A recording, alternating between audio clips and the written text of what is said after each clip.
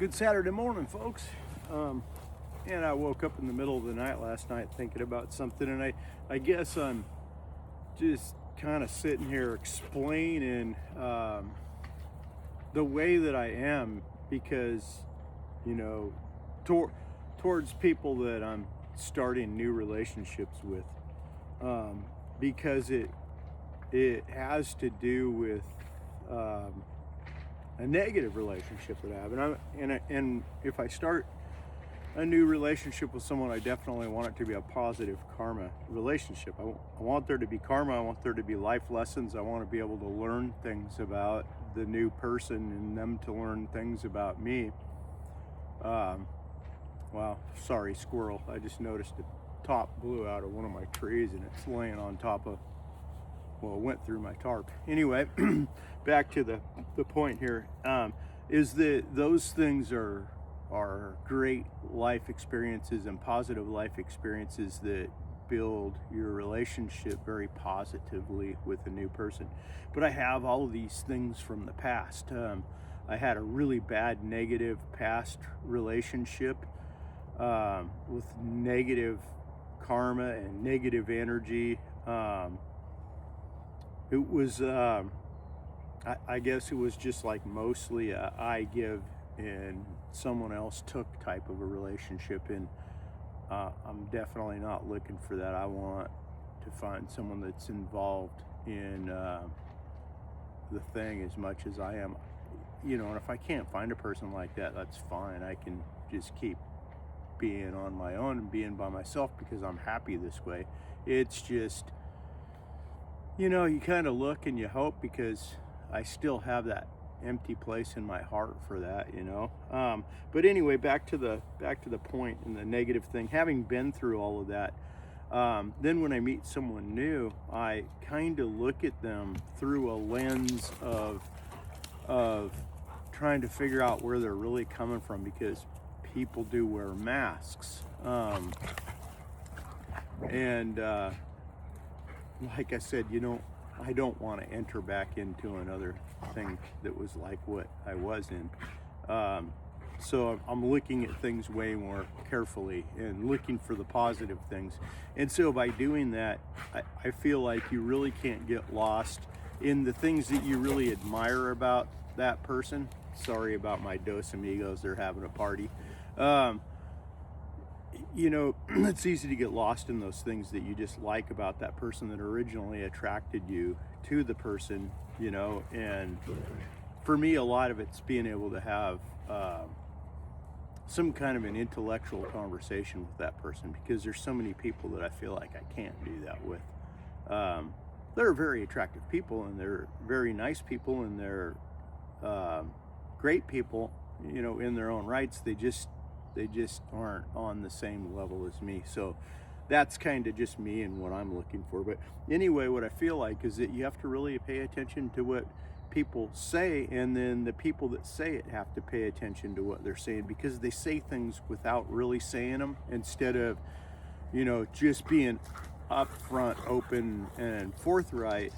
They'll make comments and it leaves you up to interpretation, and not always do you interpret it correctly. I'm not going to say my interpretation of the thing that happened to me is correct even. I'm just saying it's what happened. And then those things, kind of dictate at least how I behave around that person in the future. And basically what I'm talking about is that you're talking to this person and you're trying to find out, are they involved in someone? What's going on in your life? Do you have someone else? Am I a third wheel, or or is this just a two-wheel deal? Sometimes people will tell you stuff without telling you stuff, and so I'm led to believe in this particular conversation that I'm talking about that there is another person there. And I don't really know this for a fact, but it has molded my behavior towards that person. And I don't think that it's necessarily right for me to have been that way or to have that kind of an assumption, but it it makes me feel like, if I believe I'm the third wheel, then I can't pursue this, because that's what happened to me in my last karmic relationship, is that there was a third party introduced that I was unaware of, maybe even a seventh and an eighth party. I don't really have proof of that. So, um, but anyway, I know how that made me feel. And so if I'm looking to talk to somebody and see about potentially being involved in anything, I mean, even a friendship, you have to know these things, because that sets completely different boundaries between you and that person. So you're trying to find this out, and once you think you've found it out, then, well, for me, it completely molds my behavior, because I know how that destroyed me inside and out. And I have absolutely no desire to exact that same karma on another individual. And I think that it would bring me poor negative karma, and it makes me look like a hypocrite. So that completely should explain my behavior, as far as kind of acting like a hydrophobic piece of cloth, just not really wanting to commit to talking to people that I think have someone like that, because I feel like I'm treading on space that I shouldn't be treading on, both spiritually and mentally, because I really don't want to go destroying someone else like I was destroyed. I know a lot of people don't care. As a matter of fact, there's probably a ton of people out there that enjoy it. It's like sport for them, but that's not me. I'm not looking to play games. I don't particularly dig games. That to me is just a big, huge karmic game that has a negative zero-sum end, and it's not one that I'm ever gonna play. But it seems to come to me frequently. I mean, right down to interactions at the grocery store, going to buy Hero Bread and stuff. It's like there's always some lady that you see at the grocery store that gets really flirty with you, and she's wearing like a $2,000 carat and a half rock on her finger, and that kind of tells the story right there. You really don't need to look any further than that to know that you're just looking to get turned into someone's dirty little secret, and I don't want that. Anyway, I feel like it's really important, when people are looking at relationships like that, to look at that information, and to look between actions at what's really being said to you, because sometimes there's a lot of clues there. And if for me, if I think that that's the case, I'll just, like I said, I'll start acting like a hydrophobic piece of cloth. Is it right or wrong? I don't know. I just know that I'm that way because of the damage that I received in my last relationship.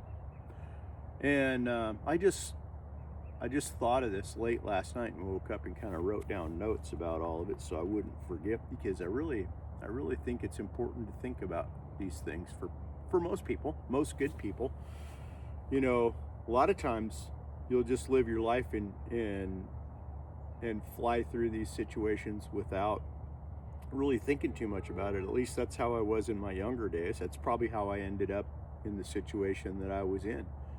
But having been through that, and it's a learning lesson for me that I don't ever want to repeat.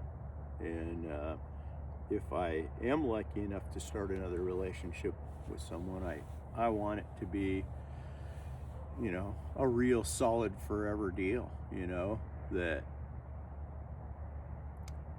where both people are there for both people, and no strings attached and no conditions. To me, that's just the ultimate relationship, because you have freedom to mess around with each other without, worrying about other things being involved. It just makes things more lighthearted, I feel. Anyway, I appreciate y'all for listening to this.